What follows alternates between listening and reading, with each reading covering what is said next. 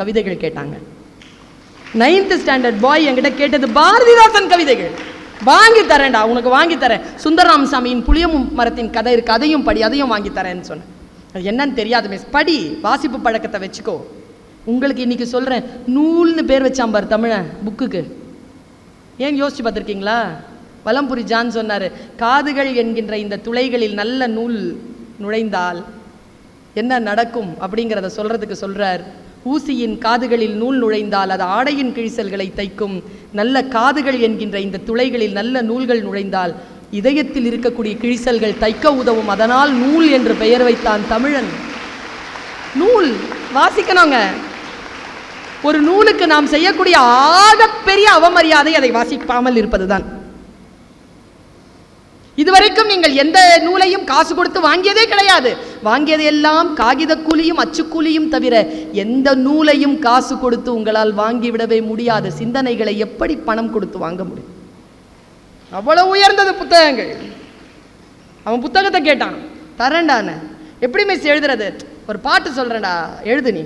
தான தனந்தன தான தனந்தன தானா தன தான தனந்தன தான தனந்தன தானா. தெரியல மிஸ். சரி, இப்படி சொல்றேன், அந்த வயசு பையனுக்கு புரியுற மாதிரி. அவ வானத்து நிலாவை வளைச்சி போட்டு வச்சிருக்கா பொட்டு. அவ வானத்து நிலாவை வளைச்சி போட்டு வச்சிருக்கா பொட்டு, அது அத்தா மனசை தொட்டு. இவ்வளவுதான் கவிதை. எழுதுவியான? விட்டுருங்க மிஸ், நான் எழுதிக்கிறேன்ட்டான். விட்டுருங்க நான் எழுதிக்கிறேன்ட்டான். எழுதிட்டு வந்தாங்க. அதை சொல்லிட்டு நான் முடிவு சொல்லி நான் போறேன். எழுதுங்க குழந்தைகளை, படியுங்க, எழுதுங்க. உங்களுக்கு என்று ஒரு உலகத்தை உருவாக்கி கொள்ளுங்கள். ரொம்ப நேரம் ஃப்ரெண்ட்ஸோடையே இருக்காதீங்க. தனிமையில் புத்தகத்தோடு இருங்கள், வாசிங்க. ரொம்ப அற்புதமான ஒரு ஃபீல்.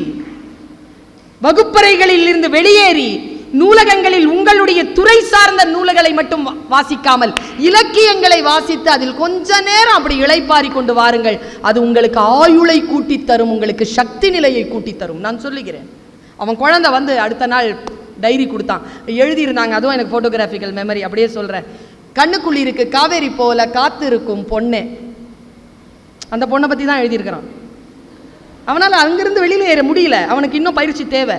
நான் சொன்ன வானத்து நிலாவை வளைச்சி போட்டு வச்சிருக்கா பொட்டு.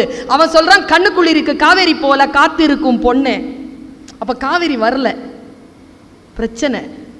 காவேரி பிரச்சனை தலை விரிச்சு ஆடுற நேரம் அவன் எழுதுறான், கண்ணுக்குள் இருக்கு காவிரி போல காத்திருக்கும் பொண்ணே, பக்கம் ஓடிவாடி என் கண்ணே, நான் காத்து காத்து நின்று மனசு வாடி போச்சு ஏங்கி, என்னை வாட்டுவதேனோ பாங்கி. பாங்கினா தோழி, சங்க இலக்கியங்கள்ல. அவனுக்குள்ள இருக்குங்க